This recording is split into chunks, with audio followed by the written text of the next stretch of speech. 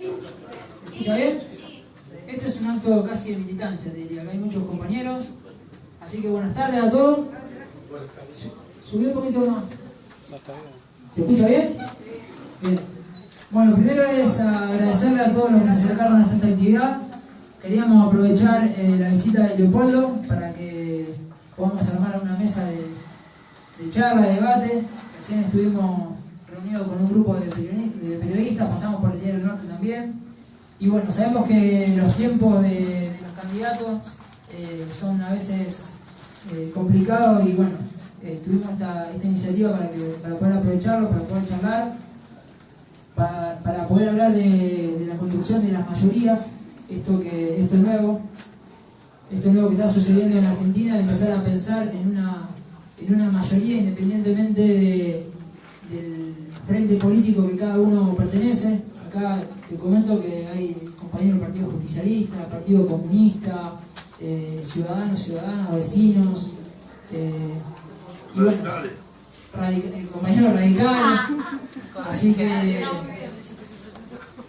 la idea es eso, la idea es empezar a debatir entre todos cómo podemos lograr construir una mayoría y cómo podemos contagiar también para que los ciudadanos puedan entender el nuevo rol que está cumpliendo la política en términos de construcción. Así que bueno, era eso más que nada, agradecerles y bueno, empezar a charlar un poquito.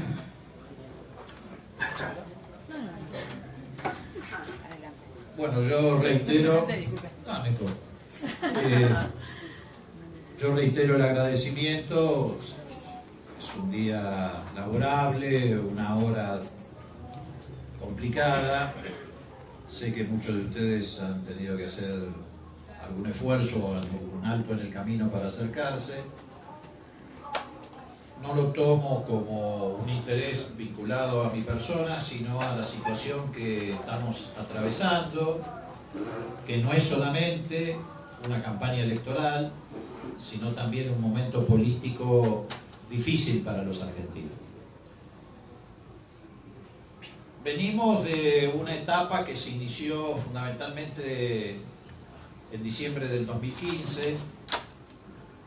En aquel momento, en otra campaña electoral, como fue la presidencial, nuestro espacio político, que tenía otra denominación y probablemente otra configuración, intentamos advertirle a los argentinos qué iba a ocurrir si triunfaba una restauración conservadora en Argentina. Por primera vez se dio una circunstancia que ha sido muy llamativa. En un debate presidencial, uno de los dos candidatos mintió descaradamente a la sociedad. Es decir, fue un verdadero fraude en términos discursivos ese debate, porque, como se ha dicho, uno en campaña electoral puede formular promesas, porque honestamente cree que puede llevar adelante algunas políticas o materializar algunos objetivos, y después es probable que algunas de esas promesas no se puedan cumplir por diversas circunstancias, a veces por razones de política internacional, o porque se atraviesa alguna crisis inesperada, o porque hay determinadas condiciones, incluso de la propia naturaleza, que lo impiden. Pero hay una diferencia entre la mentira y la promesa. Y el que fue candidato en aquel momento y después presidente, Mauricio Macri, mintió descaradamente. Y no es la primera vez que lo ha hecho. Pero todos recordamos que, por ejemplo, sostuvo muy suelto de cuerpo que iba a eliminar el impuesto a las ganancias. Eso no solamente no ocurrió, sino que incluso se extendió más allá de los que ya tributaban. Y además los que tributan ahora lo hacen también con un salario depreciado. En todo caso, antes tributaban impuestos a las ganancias, pero sobre un salario que permitía satisfacer las expectativas en la calidad de vida que cada uno tenía. Y sobre todo en los sectores de mayores recursos o de mayores ingresos, que eran los que tributaban el impuesto a la ganancia. También, como ustedes recordarán, prometió crear 2 millones de puestos de trabajo. Ha pasado prácticamente la mitad de su mandato, o hemos llegado a la mitad del mandato, y no solamente no se han creado 2 millones de puestos de trabajo, sino que, por el contrario, se han destruido varios cientos de miles de puestos de trabajo. También prometió concretar o materializar el 82% móvil a los jubilados. Tampoco ocurrió. Por el contrario, los jubilados, curiosamente, porque son la franja más vulnerable de la sociedad, o una de las más vulnerables, tuvieron un retroceso en sus ingresos que ha sido superior a la caída del salario real de los trabajadores registrados.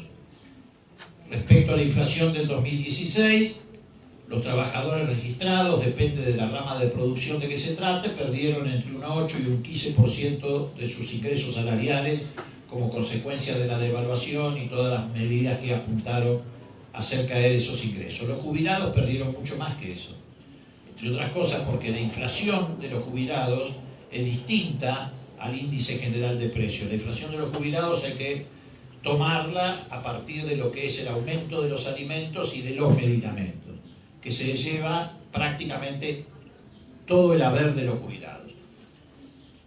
Y además de perder más que los trabajadores registrados, los jubilados además perdieron en materia de prestaciones y perdieron también en materia de provisión de medicamentos. De todas maneras, nuestra advertencia no fue suficiente. Mucha gente creyó lo que los medios instalaron, que era una campaña del miedo, que nosotros queríamos asustar a la sociedad, y efectivamente esa restauración conservadora encontró el respaldo de la legitimidad que significa ganar una elección. Después hemos seguido transitando hasta llegar a este último proceso electoral. En el medio, entre una elección y la otra, han pasado muchísimas cosas. Particularmente, la sociedad argentina ha retrocedido en materia de derechos, de beneficios y de calidad de vida. Por eso nos tocó en la campaña electoral de las PASO tratar de hacer hincapié en esa primera etapa acerca de la situación que estaban atravesando los distintos sectores sociales en Argentina. Con Unidad Ciudadana intentamos, y creo que en buena medida lo logramos en la primera etapa de la campaña, construir una agenda que tuviera que ver con la realidad cotidiana de la gente. En esto tuvimos que librar una batalla, no solamente con el gobierno y la concentración de poder que expresa, sino fundamentalmente con los grupos dominantes que lo apañan, lo blindan y lo sostienen, que son los grandes medios hegemónicos de comunicación y, por supuesto, los grupos económicos más concentrados que han sido los beneficiados por estas políticas. Pero creo que en buena medida, a pesar de todas esas dificultades, a pesar de que hemos tenido que remontar un camino muy complejo, muy difícil, porque no era una competencia electoral nuestra con el gobierno o de fuerzas políticas diferentes, fue una competencia electoral que hicimos desde este espacio, un espacio relativamente nuevo como Unidad Ciudadana, con todos estos medios concentrados, con los poderes dominantes, y que la llevamos adelante desde una enorme austeridad. Yo siempre digo que hay que tener en cuenta el significado de este triunfo electoral que obtuvimos, independientemente de que la diferencia no haya sido demasiado significativa, tomando en cuenta ese escenario que tuvimos que afrontar. Un escenario de estigmatización, de descalificación, no solamente de Cristina Kirchner, sino del espacio que nosotros representamos, del movimiento popular en general.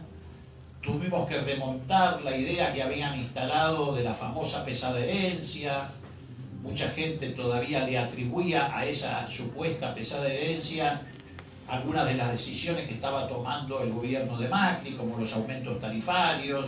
Decían que se habían tenido que tomar porque nos habíamos robado todo o porque las tarifas estaban atrasadas. Tuvimos que debatir mucho ese punto, hacerle entender a muchos de nuestros compatriotas que las tarifas no estaban atrasadas, sino que la política tarifaria había sido una herramienta de política económica en el sentido de favorecer el consumo y la producción. Porque cuando nosotros manteníamos ese nivel tarifario respecto a los hogares y a los ciudadanos, lo hacíamos para que tuvieran una tarifa que les permitiera tener un excedente que pudieran volcar al consumo. Lo que no pagaban en tarifas lo pagaban comprando una camisa, comprando un plasma, comprando un auto o comprando cualquier otro bien, y eso generaba un proceso de consumo y de demanda. Y a su vez los sectores de la pequeña y mediana industria y el comercio, que pagaban también tarifas accesibles, tenían un remanente que podían invertir en la compra de una nueva máquina. Esa nueva máquina generaba puestos de trabajo, es decir, se favorecía el desenvolvimiento del consumo y la producción. Todo eso, ¿cómo lo traducían los medios, más las políticas que nosotros llevábamos adelante de subsidio hacia los sectores más vulnerables? Bueno, lo traducían con estigmatizaciones. Eso era subsidiar a los vagos, subsidiar a los atorrantes, subsidiar a los negros. No era una herramienta de política económica. Y tuvimos que dar una batalla que todavía no hemos terminado de ganar en ese sentido. Porque a eso se le sumaba que mucha gente decía, porque hace tiempo que se viene sembrando la semilla del individualismo, bueno, pero son derechos que yo adquirí por mi propio esfuerzo. Pasaba, por ejemplo, en el caso de los que se incluían en la moratoria jubilatoria. Te decía, bueno, no, pero a mí me correspondía. Sí, claro, te correspondía. Pero le correspondía en tanto y en cuanto hubiera un gobierno popular que estuviera dispuesto a reconocer ese beneficio. También le correspondía antes, pero ese beneficio no se lo reconocía a nadie. Y también es cierto que le correspondía a mucha gente por el esfuerzo que hacía haber llegado a donde había llegado. Pero hoy hacen el mismo esfuerzo y están mucho más atrás porque no los acompañan las políticas públicas. Antes existía la obra 12 para poder adquirir bienes de consumo que movieran la economía. Ahora tenés que pagar en cuotas los servicios, tenés que pagar en cuotas la electricidad, tenés que pagar en cuotas el gas, tenés que pagar en cuotas en cualquier momento la carne, tenés que pagar en cuotas alimentos o servicios. Antes pagabas en cuotas la compra de un auto, la compra de un plasma, la compra de sanitarios para un baño nuevo en tu casa o para agregar una habitación más a la vivienda. Ha sido y sigue siendo esta una cuestión de batalla cultural. Nosotros tenemos que hacer un gran esfuerzo, siempre lo tuvo que hacer a lo largo de 200 años de historia del movimiento popular, para instalar en el sentido común de la gente una mirada que tenga que ver con una sociedad solidaria, con una sociedad autónoma de los poderes concentrados, con un país independiente, que no siga los dictados de las políticas que hoy el nuevo imperialismo que constituye las centrales financieras nos quieren imponer.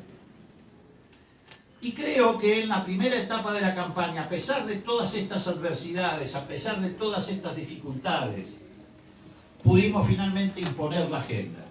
No solamente porque ganamos la elección, sino porque hicimos girar la discusión en torno a las políticas de ajuste del macrismo, que habían puesto en crisis la industria, el comercio, el mercado de trabajo, el consumo, la inversión, pero que no estaban visibilizadas hasta que irrumpimos con Unidad Ciudadana en la campaña y arrastramos al resto de las fuerzas de la oposición también a poner el eje en esta cuestión central del ajuste. Por eso hoy podemos decir, con una cuota de verdad, que 2 de cada 3 bonaerenses en la provincia de Buenos Aires votaron en contra de las políticas de ajuste, más allá de que lo hayan hecho dispersando su voto en distintas opciones. ¿Qué nos espera para esta segunda etapa de cara al 22 de octubre? Yo creo que esta segunda etapa nos obliga a poner énfasis en dos aspectos. Ya no tanto en esto que se ha visibilizado y que nosotros contribuimos muchísimo a hacer carne en la sociedad, que es el ajuste que pasamos, sino fundamentalmente, en primer lugar, respecto al ajuste que se viene. Alguien podrá decir que corremos el riesgo, hoy lo hablábamos en algún momento de la charla informal que tuvimos, que corremos el riesgo de que nos pase lo mismo que nos pasó en el 2015, cuando anunciábamos lo que iba a ocurrir en la Argentina si ganaba la derecha conservadora, y que, bueno, no pudimos transmitir adecuadamente para que la mayoría de la sociedad nos creyera. Pero no tenemos más remedio que hablar de eso. En primer lugar, porque es nuestra obligación. Y en segundo lugar, porque efectivamente tenemos que alertar muy fuertemente a la sociedad respecto a lo que se viene, que es mucho más duro, mucho más doloroso que el ajuste que ya atravesó la sociedad argentina. Y la prueba es el modo con el que el gobierno está encarando esta cuestión. El gobierno le dice a la sociedad, y esta vez no le está mintiendo, los aumentos tarifarios los dejamos para después de las elecciones. La flexibilización laboral la vamos a discutir después de las elecciones. La reforma impositiva, que seguramente apuntará a que los sectores de menores recursos se hagan cargo de sostener el esquema fiscal en beneficio de los sectores de mayores ingresos, la discutimos después de las elecciones. La reforma del régimen de jubilaciones y pensiones también la vamos a discutir después de las elecciones. Entonces la pregunta se cae de Maduro. Si fueran medidas que van a beneficiar a la sociedad, ¿por qué las discuten después de las elecciones? Y la respuesta es elemental. Quieren discutir todo esto después de las elecciones porque van a volver a joder a la sociedad argentina. Si no, lo discutirían antes. ¿Qué razón impide, por ejemplo, que hoy estemos discutiendo, precisamente en campaña electoral, la flexibilización laboral, o la reforma previsional, o la reforma impositiva? Lo que quieren ellos es que la sociedad argentina les dé un cheque en blanco para poder llevar adelante estas modificaciones, que efectivamente están destinadas a dañar profundamente a la sociedad argentina. Entonces, en esta etapa, la obligación que nosotros tenemos es advertirle a nuestros compatriotas que si firman ese cheque en blanco, le van a poner después una cifra que les va a ser imposible levantar el cheque. No van a poder pagar ese cheque en blanco. ¿Y por qué el gobierno quiere llevar adelante todas estas políticas? Bueno, porque quiere modificar profundamente no solamente el reparto de la riqueza en Argentina, cosa que ha venido haciendo sistemáticamente desde el primer día que asumió, sino porque el gobierno tiene una meta que va mucho más allá de eso. Acá no estamos solamente en presencia de una política económica neoliberal que pretende maximizar las ganancias de los sectores económicos más concentrados. Acá estamos en presencia además de una política que se orienta a modificar la estructura social de la Argentina. Ellos quieren construir una sociedad piramidal, donde en la cúspide de la pirámide haya 4 o 5 millones de argentinos que vivan relativamente bien, y fuera, más allá del alambre del country, que es hasta donde alcanza la mirada de ellos, haya 40 millones de argentinos que vivan en una situación paupérrima. Tienen esta idea, esta concepción política y cultural de que hay que apoyar la construcción de la sociedad en lo que denominan la meritocracia. ¿Qué es la meritocracia? La meritocracia es que llega aquel que está en mejores condiciones. Es un concepto que se opone precisamente al de la democracia. La democracia genera la igualdad de oportunidades. La meritocracia beneficia, ya sabemos a quién.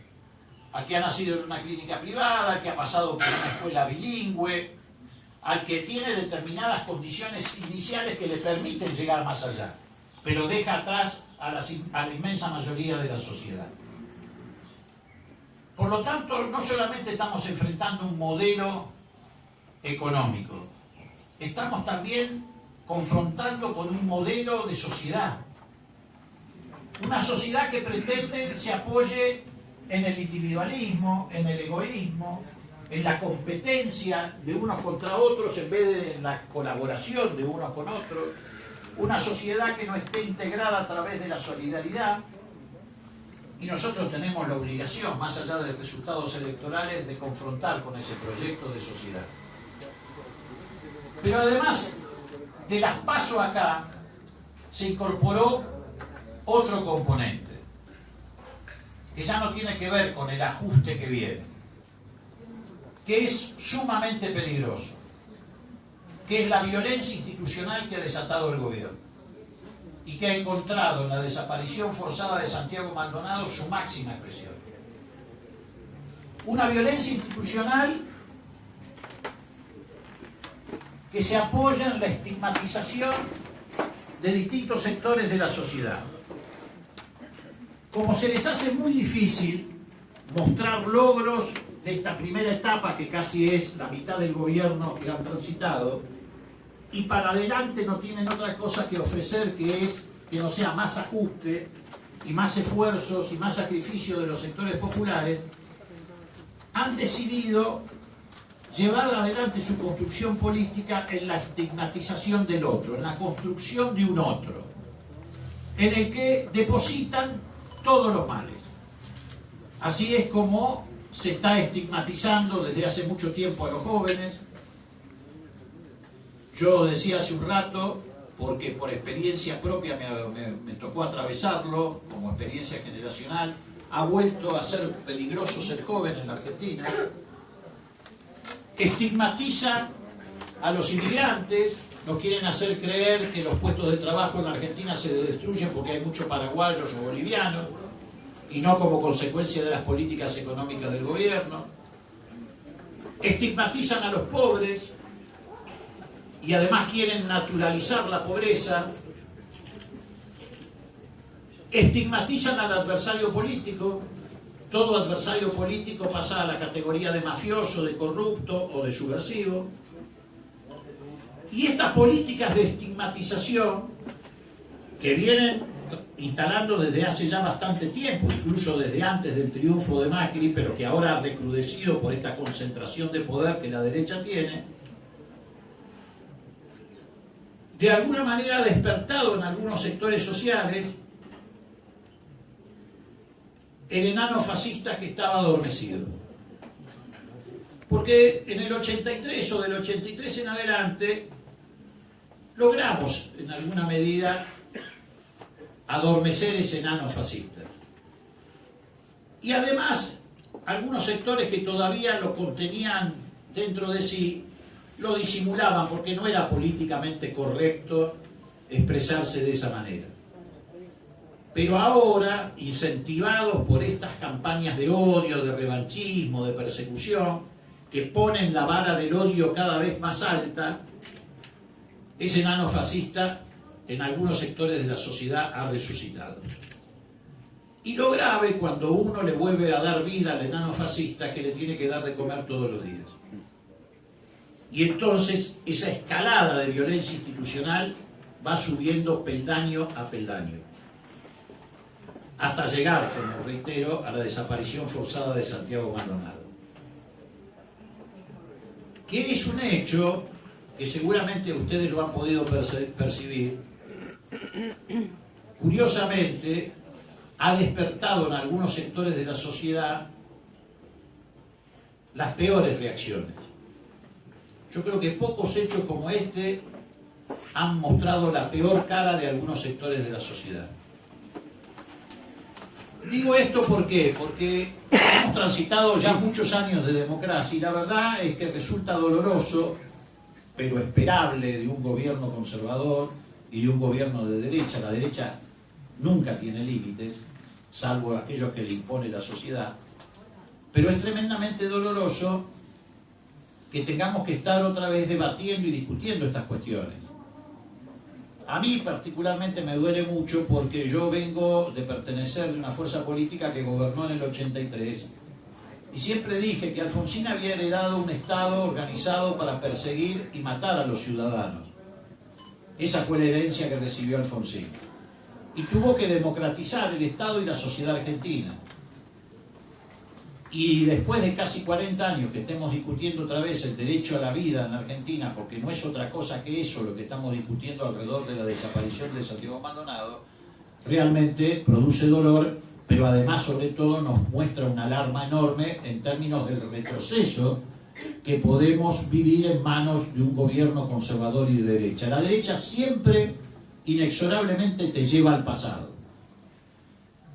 Y en este caso nos quiere devolver a un pasado en el que no se respetaban las libertades públicas, no se tenía aprecio por el Estado de Derecho, donde se llevaban adelante políticas de persecución.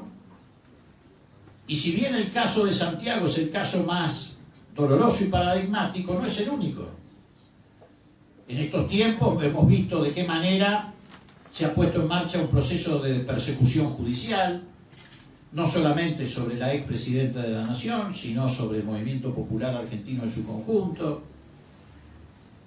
Se trata de avasallar la autonomía sindical, quieren disciplinar a distintos sectores de la sociedad a través del temor, quieren desmovilizar a la sociedad. Ellos saben que una de las herramientas más importantes que hemos logrado en estos años de democracia es concientizar alrededor de la importancia que tiene la movilización de los empoderados en la defensa de sus derechos y sus beneficios.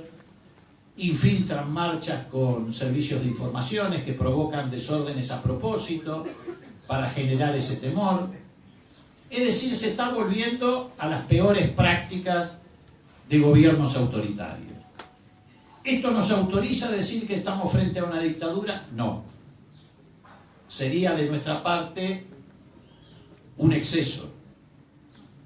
Pero también sería un exceso que digamos que, o mejor dicho, decir que estamos frente a un gobierno que respeta el Estado de Derecho o un gobierno democrático. En general en América Latina lo que está ocurriendo es que esta restauración conservadora, que no es solamente propia de la Argentina, sino que es una matriz continental, nos está llevando hacia una emergencia democrática, que puede desembocar en algunos casos en estados policiales o estados de excepción. Que estamos en una emergencia democrática no hay duda, ocurre en Venezuela, ocurre en Brasil y está empezando a ocurrir en la Argentina. Y también esto debe formar parte de la agenda que tenemos que debatir, no solamente en la etapa que nos espera de aquí hasta el 22 de octubre, sino de manera permanente, porque están en juego valores que no podemos permitir que sean desechados o dejados de lado nuevamente. Hay un límite. Yo me puedo sentar a discutir con cualquiera el rol del Estado en la economía, si tiene que tener mayor significado, menor significado, si el mercado tiene que tener mayor preeminencia en el desarrollo económico o no. Ahora, lo que no me puedo sentar a discutir con alguien es el derecho a la vida, o el derecho a expresarse libremente, o el derecho a disentir. Entonces me parece que esta es una cuestión que también tenemos que incorporar a este debate, pero no porque estemos en un proceso electoral, sino porque es esencial para preservar todo lo que conquistamos del 83 hasta aquí en etapas sucesivas. Etapas que tuvieron sus claroscuros, donde hubo avances y retrocesos, pero donde en general no se retrocedió tanto como estamos retrocediendo ahora en materia de libertades públicas o de respeto del Estado de Derecho. Hay mucha gente que se acerca y me dice, o lo dicen por las redes sociales, o se lo habrán dicho a ustedes en alguna conversación familiar o en un bar, bueno, pero también hubo desaparecidos en el gobierno de Néstor, por Julio López, o también pasaron cosas en los gobiernos anteriores, y es cierto. desde el 83 hasta aquí, casi todos los gobiernos democráticos tuvieron que afrontar desbordes de este tipo.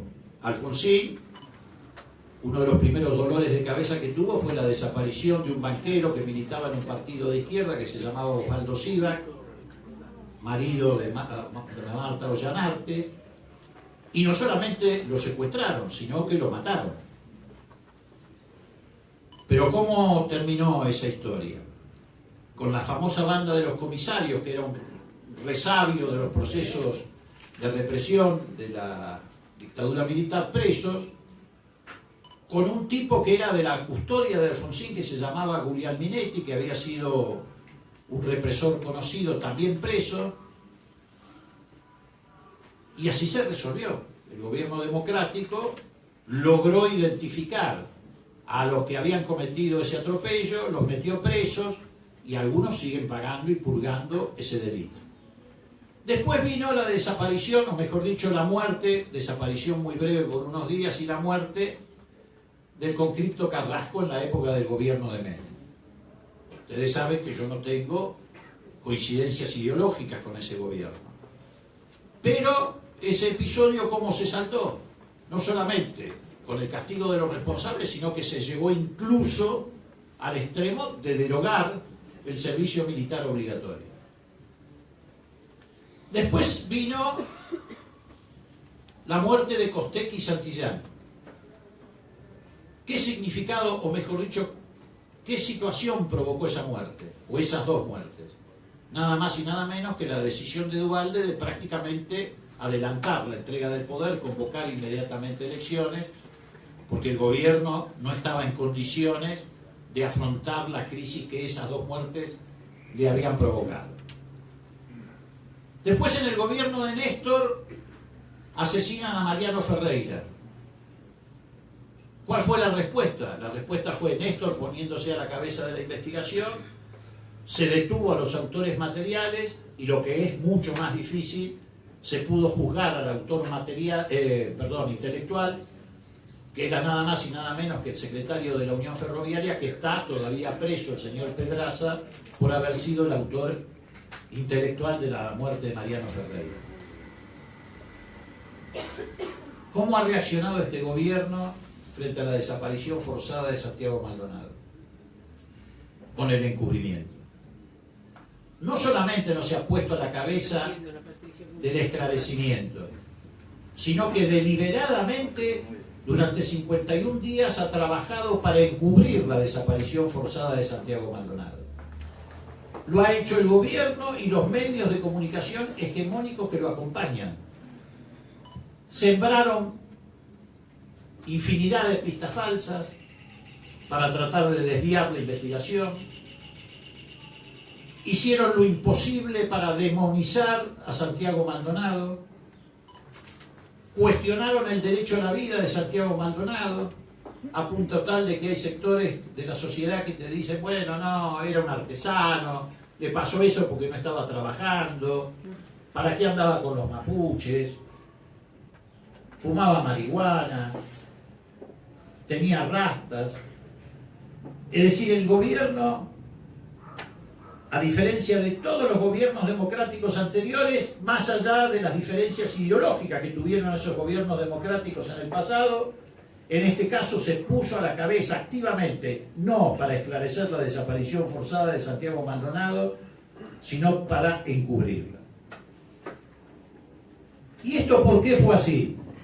Alguien podrá decir, pero qué tontería, o que entregaran la conducción de la gendarmería, o con hacer responsable a algunos gendarmes, podían pagar un pequeño costo político, pero zafaban y seguían adelante.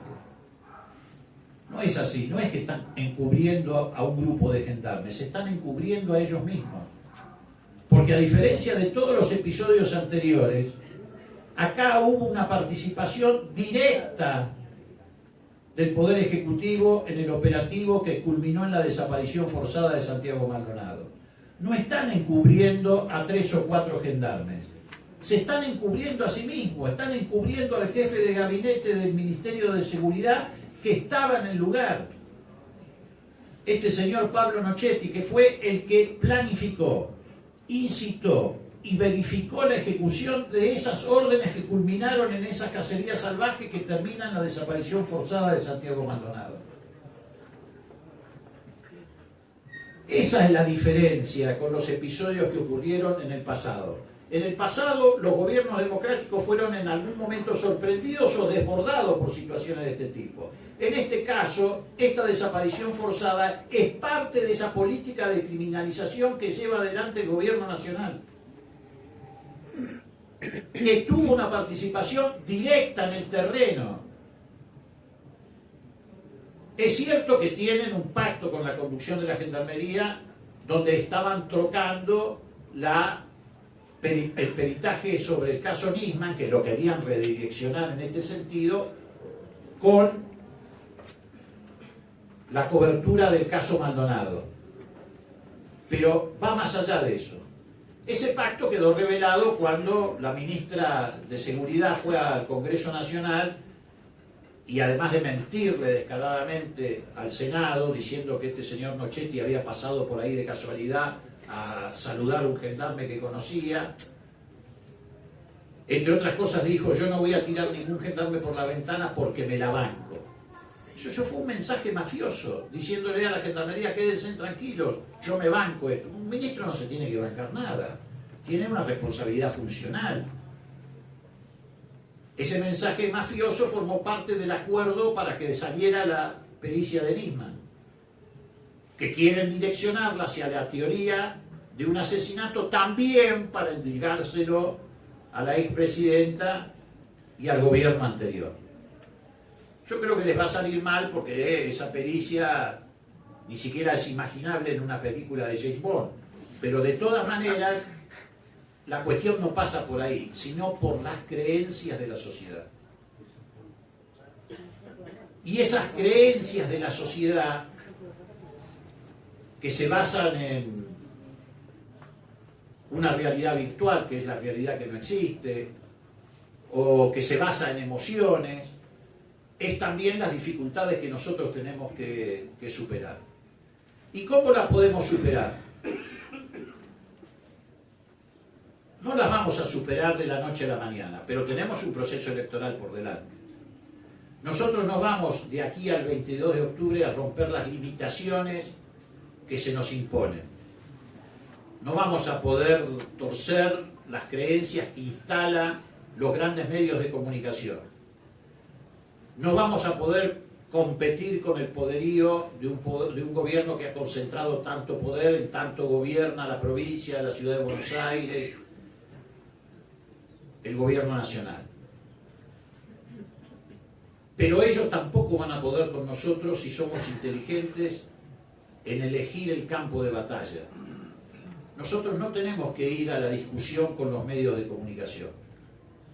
Nosotros no tenemos que caer en la discusión alrededor de las decisiones que toma un grupo de bandidos en el Poder Judicial que desarrollan políticas orientadas a sustentar esta persecución.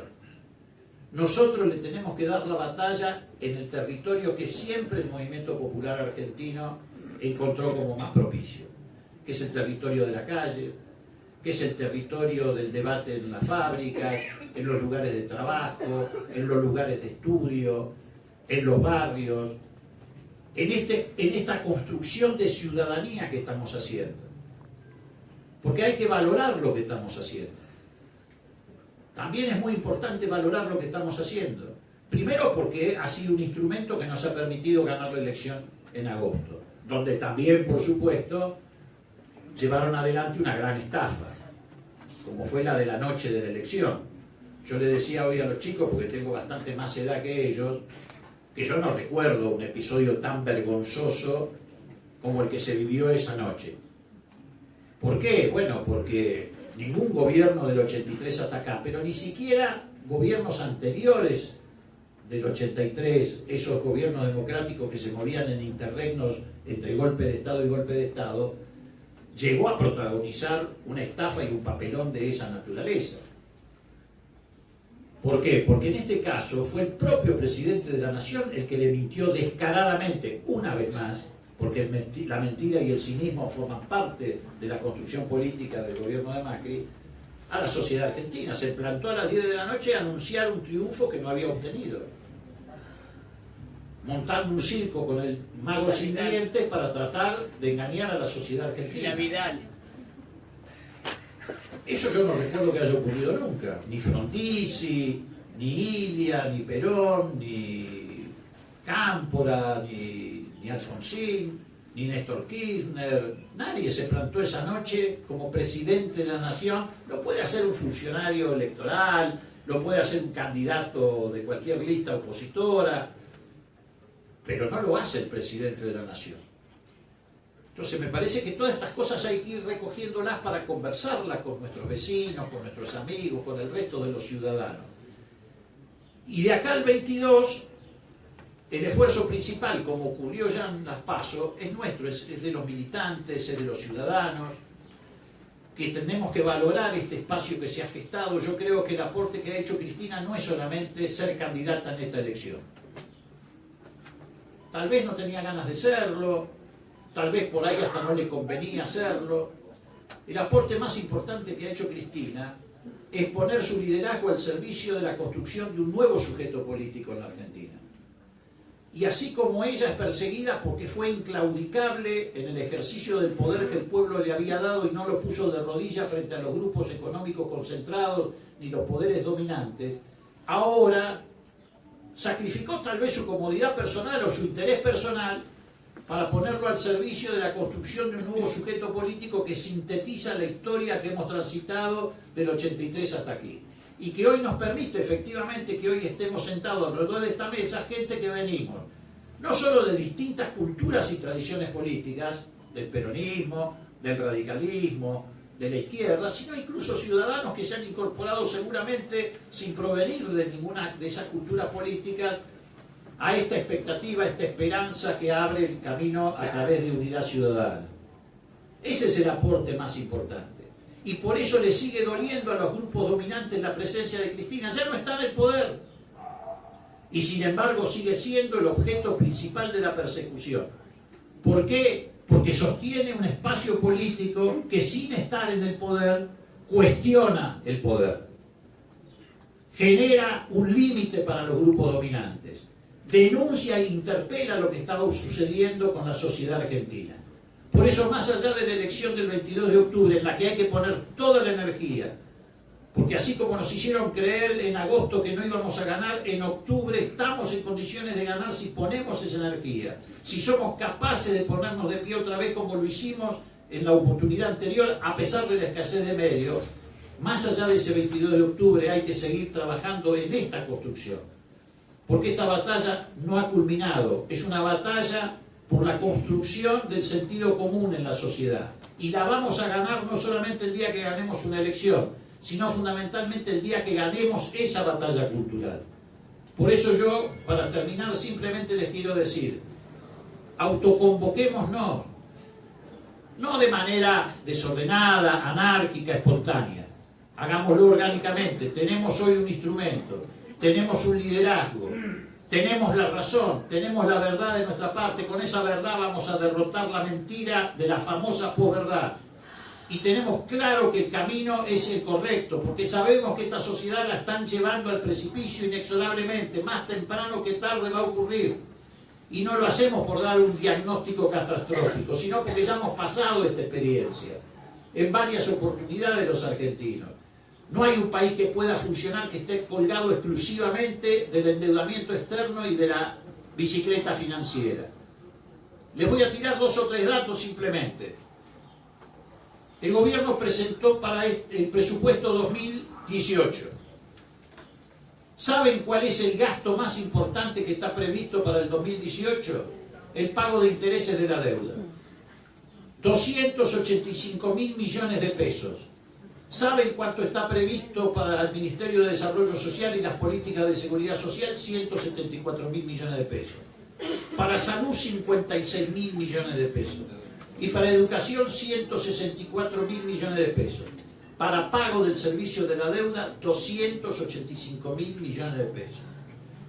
Hoy los argentinos estamos pagando por día 743 millones de pesos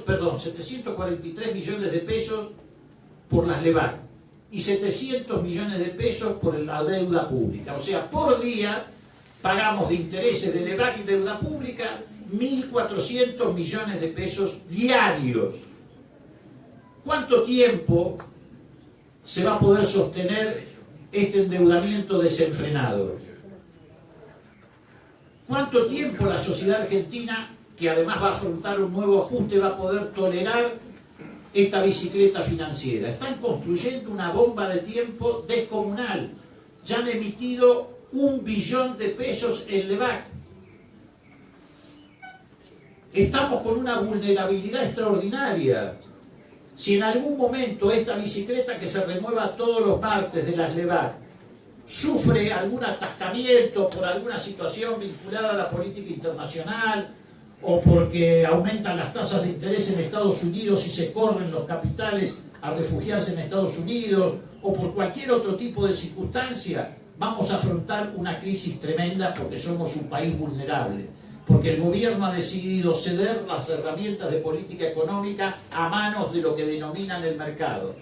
Ya no controlamos la política cambiaria, la política fiscal, ni la política monetaria, que es lo que recuperamos con el gobierno de Néstor y Cristina, porque así como Alfonsín heredó un Estado organizado para matar y perseguir, paradójicamente Néstor y Cristina heredaron una sociedad sin Estado. El Estado había sido destruido por las políticas del neoliberalismo y tuvieron que reconstruir el Estado. Y además de reconstruir el Estado, reconstruyeron un Estado inclusivo, un Estado que contenía, un Estado que promovía el desarrollo económico, que promovía la inversión, que promovía la producción. Por eso, hoy podemos estar aquí juntos, los que pensamos parecido, que provengamos de distintos espacios políticos. Y por eso Unidad Ciudadana no es solamente una representación política. Fíjense en la lista de candidatos de Unidad Ciudadana. Algunos provenimos de espacios políticos partidarios, como es mi caso, o el caso de Scioli, o el caso de Espinosa, aunque venimos de espacios diferentes, lo que revela pluralidad.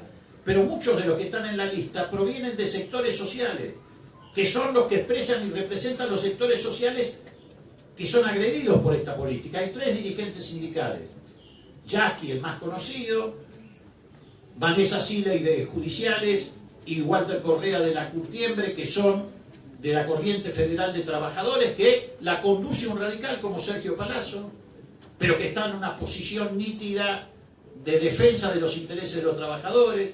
Hay quienes representan las políticas de género, está Salvareza, que representa al sector de los científicos, porque creemos que el desarrollo científico-tecnológico es lo que debe apuntalar el desarrollo industrial, y porque creemos que sin desarrollo industrial no hay ninguna posibilidad de contener a 44 millones de argentinos.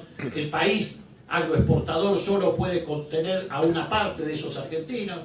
O sea, somos una expresión política partidaria, pero básicamente también una expresión social. Y por esa razón hoy podemos juntarnos y estar todos sentados aquí, porque hemos logrado la síntesis. ¿En qué? En la figura del ciudadano. El liberalismo trata al sujeto humano como vecino, como consumidor, como usuario. Nosotros al sujeto humano lo tratamos como ciudadano, porque en el ciudadano se resumen 2 aspectos que en el pasado estuvieron enfrentados y que le permitió a los grupos más pequeños y dominantes gobernar la Argentina sobre esa fractura, que enfrentaba radicales, peronistas, y esos 2 aspectos son la libertad y la igualdad. El ciudadano resume libertad e igualdad. Y entonces con esos instrumentos, con la libertad y la igualdad, salgamos a defender los intereses de la patria el 22 de octubre. Gracias.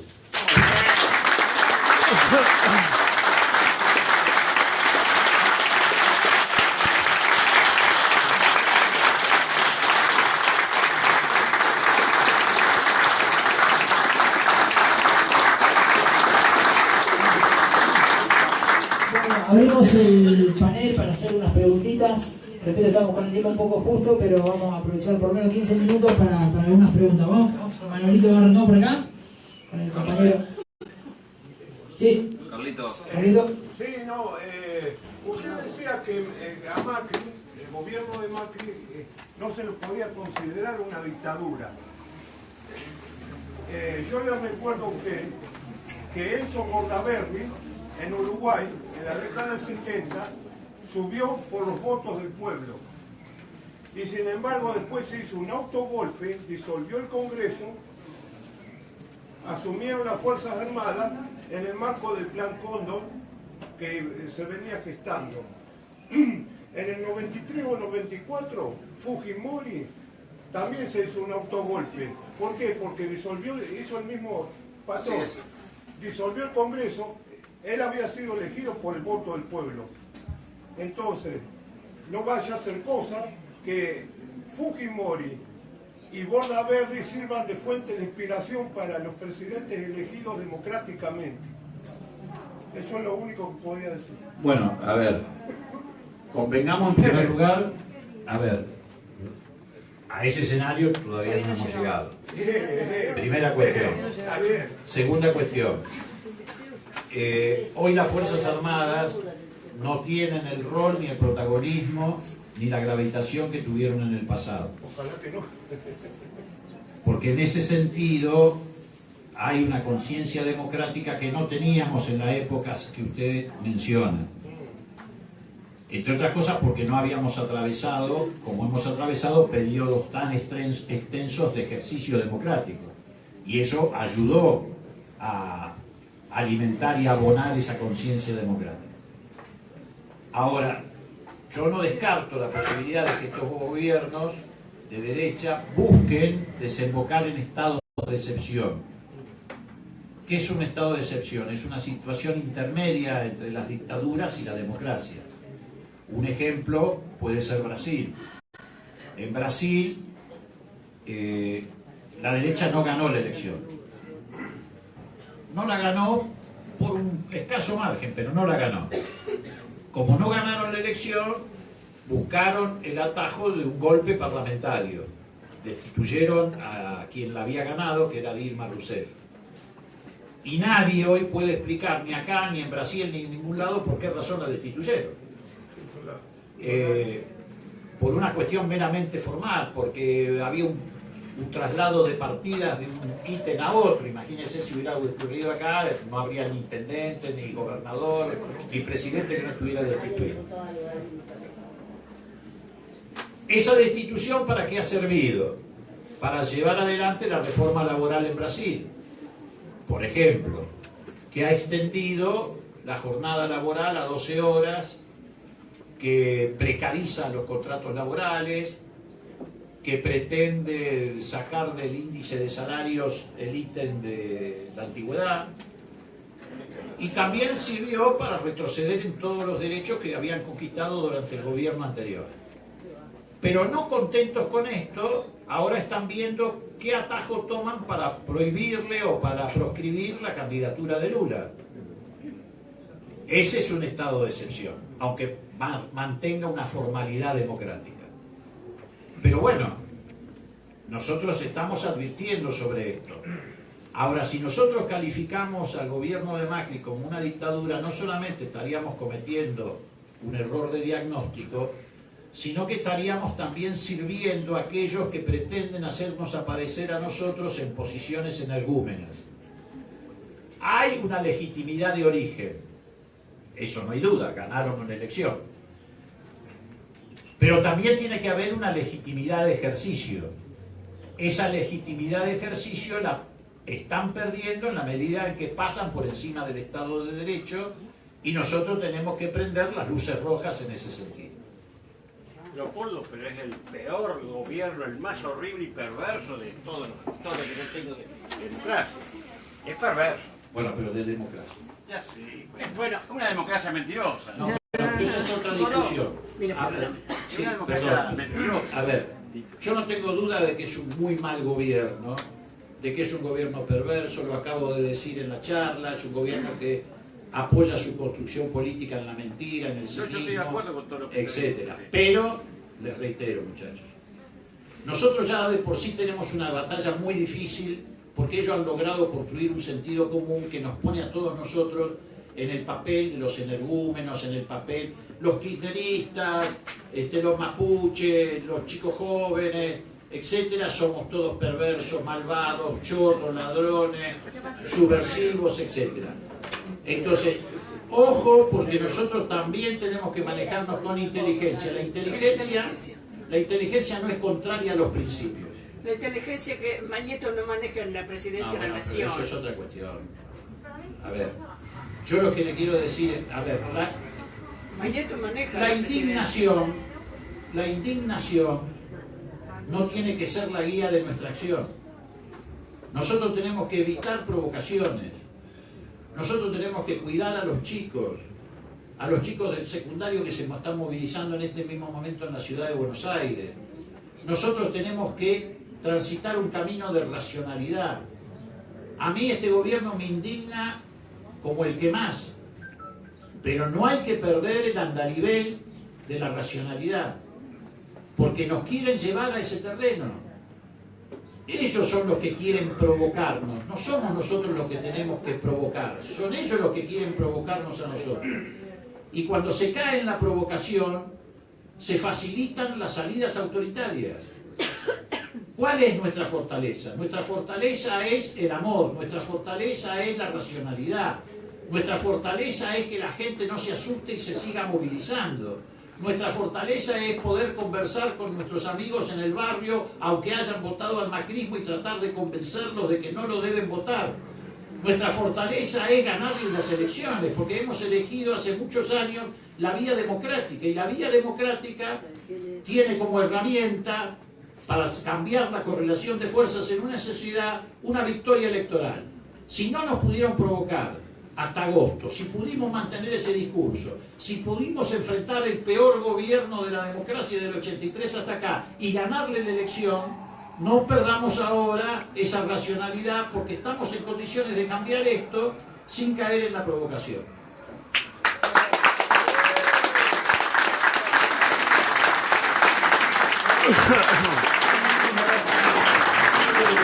Tengo que decir la verdad, porque las verdades. Yo sé que no le cayó bien, pero Mañeto no maneja el país. Mañeto no maneja el país. Es un, ¿cómo se dice? Un chirolita, es Macri. Él es el que maneja, el que le dice, tenés que dejar de ser ocupado, tenés que hacer la penalización laboral. Él es el precursor de todo esto. A ver, yo tengo en claro el daño que produce la concentración hegemónica de medios. Tengo en claro el papel de Mañeto. Tampoco creo que sea Mañeto exclusivamente el que diseña esta política de los grupos dominantes. En todo caso, es el que es la herramienta mediática que los transmite. Yo estoy de acuerdo con eso. Es más, nosotros nos hemos enfrentado a Mañeto, primero en el gobierno de Alfonsín y después en estos últimos años. Yo le dije cara a cara a Mañeto que no íbamos a modificar el artículo 45 de la Ley de Radiodifusión, que precisamente prohibía que los medios audiovisuales tuvieran a la vez la titularidad de medios gráficos. Y nosotros nos fuimos del gobierno sin modificar ese artículo, y por eso en nuestro gobierno Mañeto no pudo llevar adelante la concentración de medios que sí llevó adelante a partir de la llegada de Menem al gobierno, que lo primero que privatizó no fue ni el gas, ni el teléfono, etcétera, sino Canal 13, y abrió el camino a la concentración de medios. Entonces, pero la complejidad de lo que estamos enfrentando es mucho mayor que eso.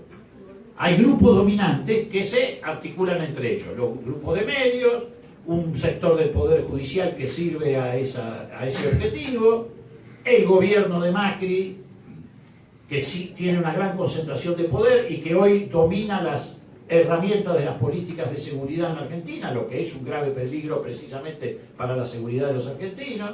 Este es un gobierno que está poniendo en riesgo no solamente la paz social por la política de ajuste, sino que también está poniendo en riesgo la democracia por la violencia institucional. Digo, yo estoy de acuerdo con todo eso. Lo que quiero decir es que, estando de acuerdo con todo eso, nosotros tenemos que autocontrolarnos, porque efectivamente se genera mucha indignación. pero nos tenemos que autocontrolar porque tenemos atrás la experiencia histórica que nos enseña que cuando los movimientos populares caen en la provocación, los que pierden son los movimientos populares. Moró, una sola cosita.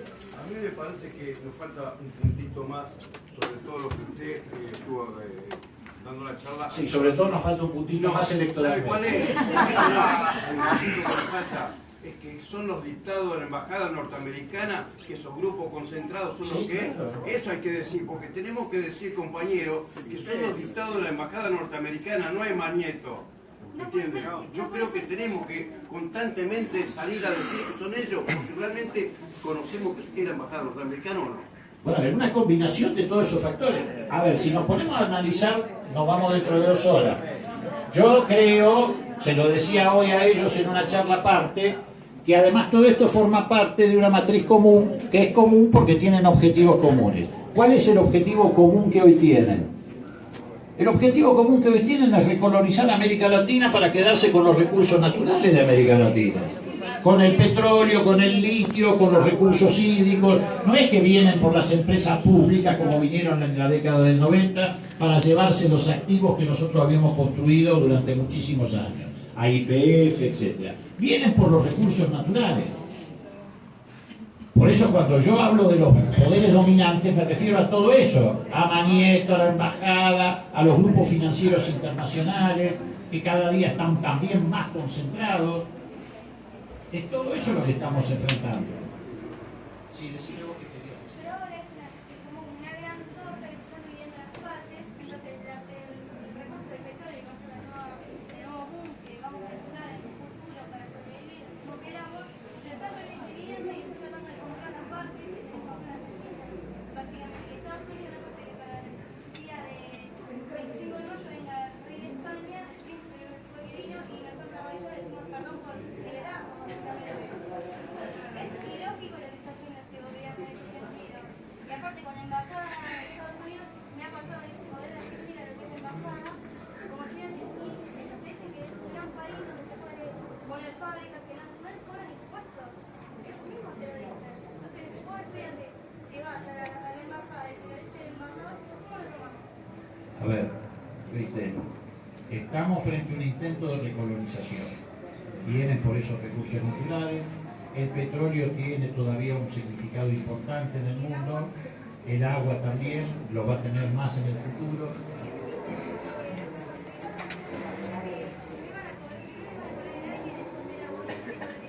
Sí, claro. Ah, el aire no, pero el aire va a desaparecer si no cuidamos los recursos naturales. Pero a ver, estamos coincidiendo, efectivamente vienen por los recursos naturales.